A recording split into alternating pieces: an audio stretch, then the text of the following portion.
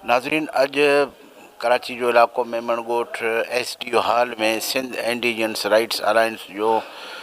काफ़ी अरसे खां बाद हिकिड़ो इजलास थियो आहे। ऐं हीउ इजलास जेको आहे सो ख्वाजा यूसुफ मस्ती ख़ान जे वफ़ात खां बाद अॼु पहिरियों इजलास आहे। हिन में सभ खां पहिरीं त ख्वाजा यूसुफ मस्ती ख़ान लाइ ख़ुसूसी दुआ घुरी वई ऐं उन खां बाद हिन में जेके ख़ासि फ़ैसिला कया विया त ख्वाजा यूसुफ मस्ती ख़ान खे ख़िराजी अक़ीदत पेश करण लाइ हिकिड़ो ताज़ियती प्रोग्राम कयो वेंदो ऐं हुन खां अलावा हिन में इहे फ़ैसिला कया विया त मलीर जा जेकी बुनियादी मसइला आहिनि ऐं उन्हनि जे बारे में अॻिते जदोजहद लाइ बि काफ़ी अहम फ़ैसिला कया विया। सो अचो त हींअर इजलास ख़तमु थियण वारो आहे ऐं साईं वारनि खां तव्हांखे वधीक तफ़सीलात ॿुधायूं त हिन इजलास में अॼु कहिड़ा कहिड़ा फ़ैसिला थी विया। नाज़रीन, साईं अब्दुल ख़ालिक जुड़ेजो साहिबु हींअर मीटिंग खां बाद असां सां गॾु आहे। अचो साईं खां पुछो, साईं अॼो की हिन मीटिंग में छा तय थियो आहे, थोरो तफ़सील सां असांजे नाज़रीन खे ॿुधाईंदा। दादा, हिकिड़ो त हिन में तय थियो आहे त असांजो सदर बि रहियो, हूअं बि तमामु मुतहरक सीनियर दोस्त असांजो अॻवान इंडिजिनस यूसुफ मस्ती ख़ान जो गुज़ारे वियो आहे।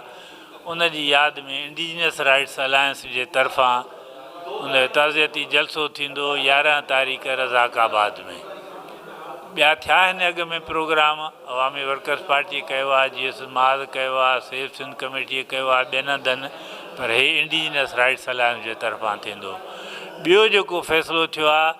त इंडिजिनस राइट्स अलायंस खे हाणे नए सिर वरी उनखे ऑर्गेनाइज़ कबो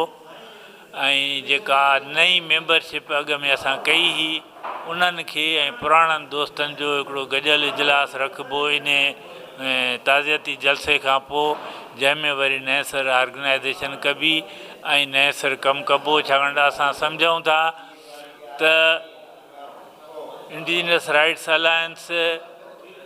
तइदाद जे हिसाब सां भली नंढी तंदीमा, पर उनजो जेको मक़सदु आहे, जेको प्रोग्राम उन तमामु वॾो आहे। सिंध जो सभ खां वॾो मसइलो अॼु इहो आहे जेको नालो डेवलपमेंट जो आहे, पर असुल में उहो धारी आबादकारीअ सां ॻंढियल आहे। इन डेवलपमेंट जे पोयां धारी आबादकारी अचे थी पई, जंहिंजो असुली मक़सदु सिंधी माण्हुनि खे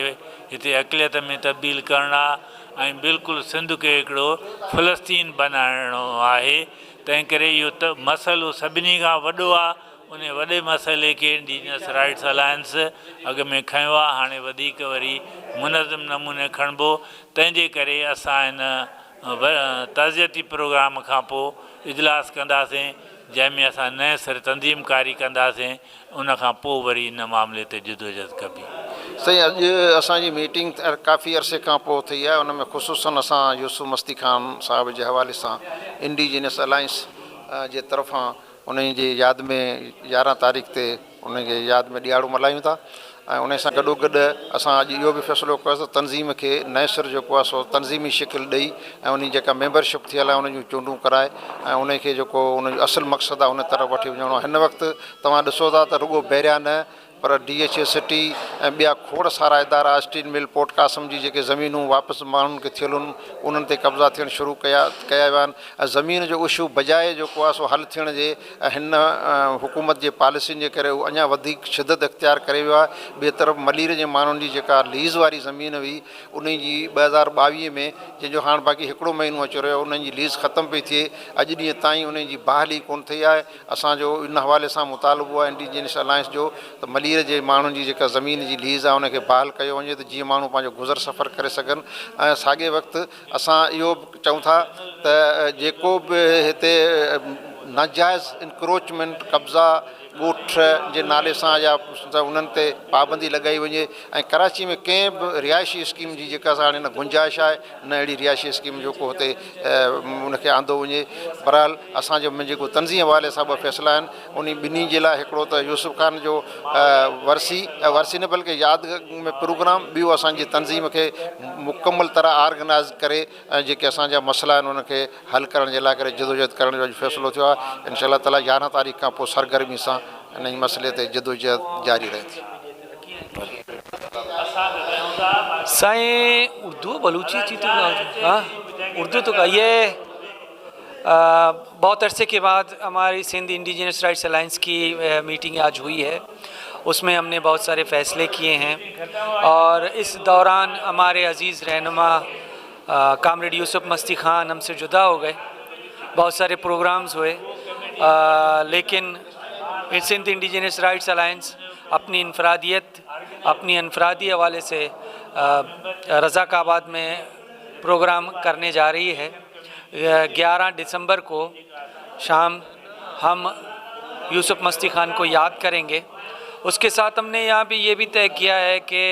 मल्लीर के इंडिजीनियस जितने भी मसाइल हैं, चाहे वो बैरिया हो, DHA हो, स्टील मिल की ज़मीनों के मामलात हों, हाउसिंग स्कीमें हों, और दूसरे जो इंडिजीनियस पॉपुलेशन से रिलेटेड करते हैं, उनकी हकूक़ों के लिए हम जंग करते रहेंगे। हमारी ये जद्दोजहद जारी है। जो मशले राह हमारे कामरेड यूसुफ ने हमारे लिए छोड़ी है, हम उसी राह पे चलते रहेंगे।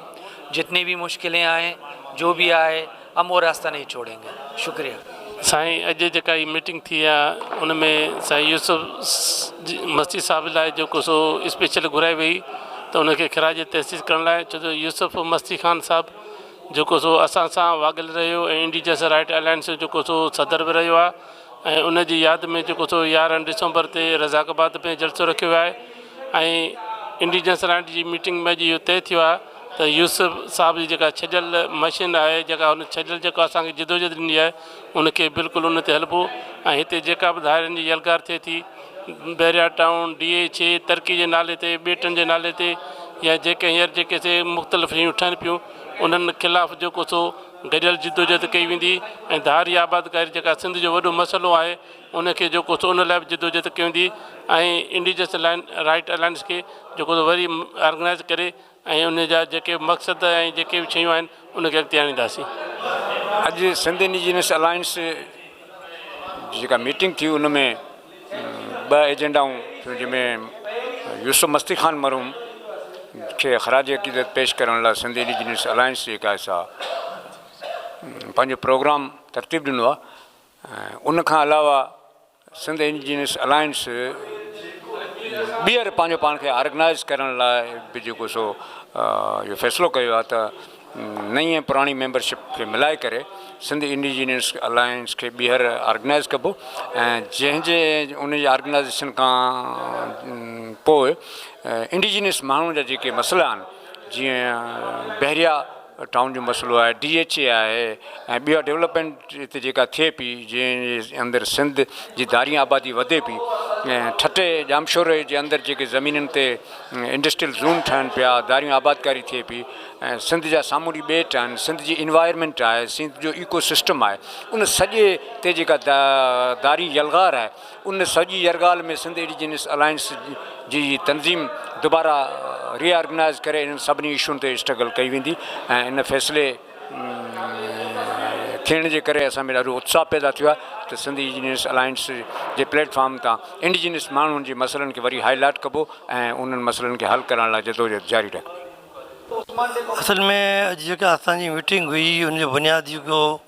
एजेंडा हो उहो त हुयो त यूसुफ मस्ती ख़ान जी ताज़ियत जे हवाले सां असांखे प्रोग्राम करिणो आहे, जेको मुतफ़िक़ राय सां रज़ाकाबाद में थींदो। हुन खां अलावा बुनियादी चीज़ इहा आहे त जेका इंडिजिनस अलायंस जी जेका प्रोग्राम आहे, उनखे कहिड़ी तरीक़े सां अॻियां वधाइजे, उन हवाले सां असां सभिनी दोस्तनि प्रोग्राम कयो आहे त हिकु ॿी मीटिंग थींदी, जंहिंमें असां सभु दोस्त वेही करे इन ॻाल्हि खे फ़ैसिलो कंदासीं त इंडिजिनस राइट्स खे कीअं ऑर्गेनाइज़ कयो वञे, ऐं हीअ जेके मेगा प्रोजेक्ट बणजनि पिया उनखे रोकण लाइ करे असांखे तनज़ीम साज़ी करणी आहे। असांखे हिकु दफ़ो ॿीहर पाण खे गॾु थियणो आहे ऐं माण्हुनि ॾे वञिणो आहे त जीअं असीं हिन प्रोजेक्ट खे रोके सघूं। असीं सम्झूं था त हीअ हिकु तमामु वॾी वेड़ आहे जंहिं लाइ असांखे मुतहद थी विहणो पवंदो। महिरबानी। वाजा हनीफ दिल्ला मुरादारी करें वाजा तो मर्ची and Sindh indigenous rights alliance इजलास तो ये इजलास बाबत भी और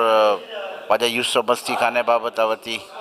ख्यालाना के हस्ते में नाजरीन इंडिजिनियस राइट्स अलायंस से मरूची की मीटिंग भी था बाज जवान अमले मीटिंग हुआ मदाम बनते बोले मरूची की मीटिंग ऐसे के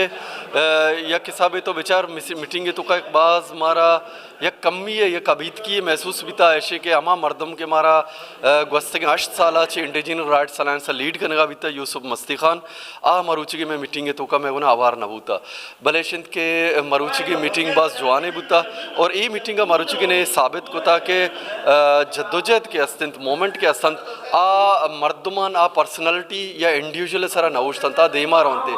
बलेशिंद की यूसुफ मस्ती खान वो थी शख्सियत के अस्तिंत नायब का आ यक फर्द बुता बल्कि इसे क्या कि इदारे हैं बुता आइए एक भलाई कमिटमेंट ही बिता आए मर्दमानी गोना जद्दोजहद तो का निपमिश का यूसुफ मस्ती खान है जद्दोजहद देमा पर के वास्ता और यूसुफ मस्ती खान कमिटमेंट मुदा मोन करने के वास्ता यक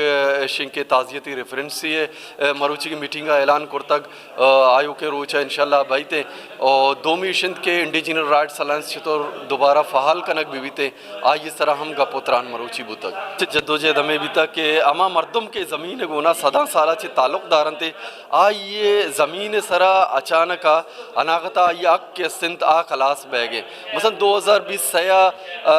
लीज़ के सिंत आलास कनक बह गया मैं डिमांड मशी क्या लीज़ अलास कनक में बनते अगर इसे गवर्नमेंट आप सिंध आ लीज़ अलास कनगे या रेवेन्यू डिपार्टमेंट ऐलान को था भले इसे कि मैं डिमांड मशी के लीज़ पदा अमा मर्दमना दयक बिवा कि आ मर्दम हमें ज़मीन सरा वारिसी कनेंगे खेती बाड़ी कनेंगे ते आए न दयक भी थे दो मीशिंग के मलीर एक्सप्रेस हुए आ पूरे मेतगना इफेक्ट कनेंगे डगारा इफेक्ट कनेंगे बायदेशी के मलीर एक्सप्रेस हुए